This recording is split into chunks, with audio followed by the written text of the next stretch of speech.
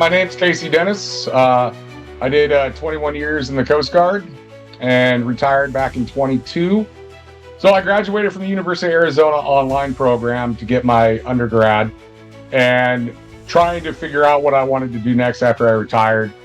Had its hiccups. You lose, like I say, you lose your identity and you lose your purpose.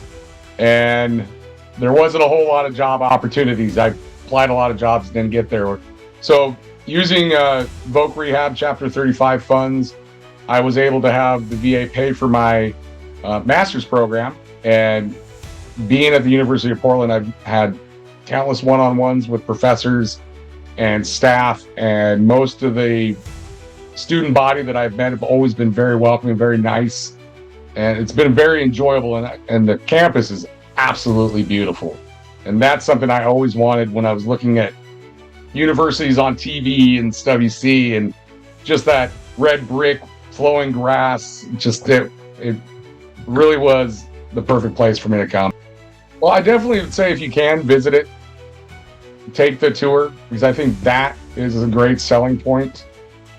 That right there was very fundamental for me feeling comfortable, because it wasn't sold as you need to be here. It was just a really good showing of all the things that we have, and very much the two ROTC programs that are a part of the University of Portland shows how much they're vested in veterans too, which I think that's very important for me as well. As there are still a lot of like-minded people, and I think that's for most veterans, having a space or at least being able to see a uniform or see somebody gives that sense of like belonging. And there is that, like, I know if I get into a spot where I'm kind of feeling uneasy, I can go to maybe that ROTC and talk to some of the active duty people there and kind of get that sense of belonging again, because it sometimes gets lonely being a veteran and you're acclimating to society again.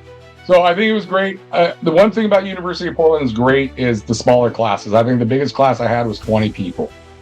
And the biggest thing that you can see is when you look around and you see ROTC going on, you know that they have embodied a passion for the veterans and for developing new active duty members or anybody, new military members is something great. It's great for a veteran to look around and see that and be able to go talk to like-minded individuals. And there is that sense of belonging, because it does get lonely a lot of times for veterans that get out and all of a sudden lose that brotherhood or sisterhood. I didn't want to go to online.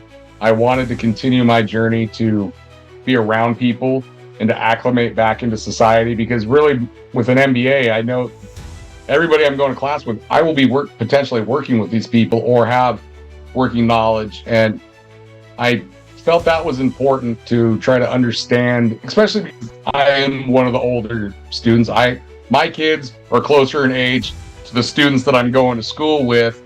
So it's important to know that when I get out and look for jobs, I'm going to be working with, people of that in different age groups, but understanding that dynamic, I think, is important to me. I think University of Portland has a better administration and a better way to look at things. And I think having a degree from the University of Portland, vice Portland State, I think will bode well for me in the future. I think, especially for veterans, I think having something that's a little bit smaller and more inviting and more welcoming is a lot easier for us to transition out, with great athletics too, which is surprising. I was not aware of that, but great athletic program as well.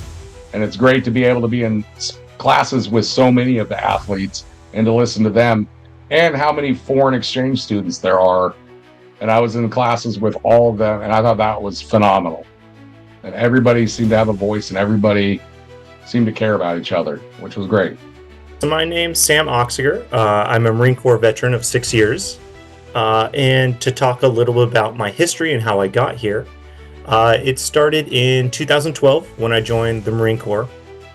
I joined the reserves, and after going through boot camp and MCT and my schoolhouse, I returned to Portland, where I graduated community college and went to university at OSU. and got my degree in public health. Around that same time, in 2018, I graduated OSU and got out of the Marine Corps. From there, I went to go work for Providence Healthcare Center, helping manage providers and medical assistants. From there, I got the opportunity to go to OHSU, sorry, and that's when COVID broke out. I helped to work with erecting the 4 mass vaccination tents around Portland, and that's where I really got to work more closely with healthcare professionals like nurses and doctors. I really enjoyed that. And from there, I was very blessed to have an opportunity to go out to Central Oregon and work for Praxis as a clinic manager.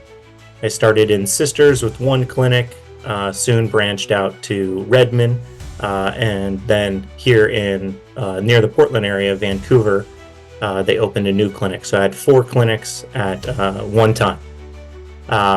From there, I was very blessed that I received my disability rating from the VA, which was a 4-year-long war of trying to prove and get assistance. From there, I was service connected, and I took advantage of the Chapter 31 program. I think a really helpful hint for a lot of veterans there is that active duty or reserve, as long as you have a disability rating, you can write to apply to Chapter 31 and receive a scholarship, and then you can choose where you'd like to go. The little nuance of that is save at least 1 month of your GI Bill. Never cash out that last month of your GI Bill for as long as you live. That 1 month of GI Bill allows you to go to the Chapter 31 program and get essentially another 36 months of GI Bill equivalent assistance. If you don't have GI Bill like I did from the reserves, you get paid at a much lower rate. You still get the tuition assistance. My advice that I give to all my friends is the VA will often direct you towards veteran service officers. And while they are fine to help with paperwork and they're doing their best, you really do need a lawyer advocacy group, a disability advocacy group. So reaching out to them, they often do it pro bono, which means that they will help you do everything, and then they only want 20% of your back pay. So when you show your intent to file from that date to 1 year, you can get back paid. And so they only ask for 20% of that, and then your next recurring payments or benefits are untouched by anyone.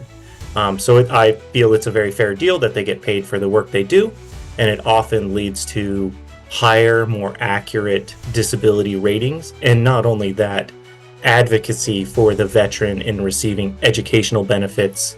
Their spouse, depending on how high your service connected, can get benefits. Your child can get benefits. How to hand those benefits over when you pass away, that you may not want to give them to your spouse because their lifespan may be shorter than your son or daughter, that you may want to give your benefits over to your son or daughter because they have a much longer life to live and can access those benefits for a longer time. I was a little bit stuck when I joined the Marine Corps in 2012, just coming out of the 2008, housing crisis, difficulty getting a job. So I went to community college, and I actually pursued a degree in rotary wing, so helicopters. The civilian side of helicopters really didn't speak to me, so I was going to join the Army to fly helicopters.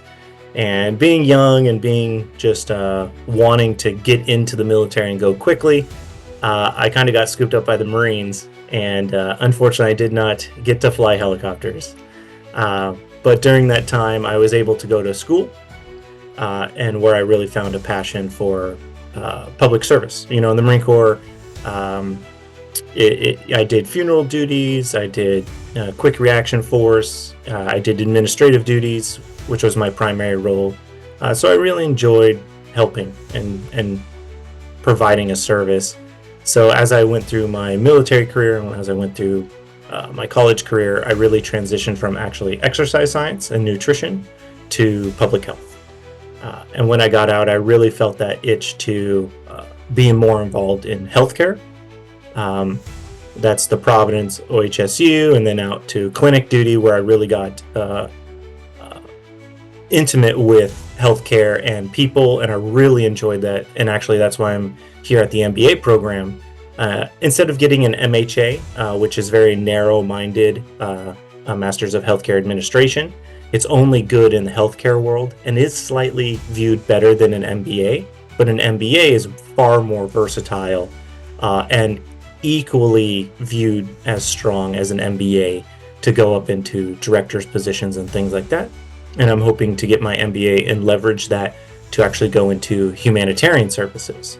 So American Red Cross, Doctors Without Borders, Medical Teams International, things like that. That's what I'm hoping to break into with this higher degree. With the lower education, they will use you, but you'll probably stay stateside to do domestic work. I'm looking to go international or abroad, so you need to be a little bit more valuable for them to pay for that ticket.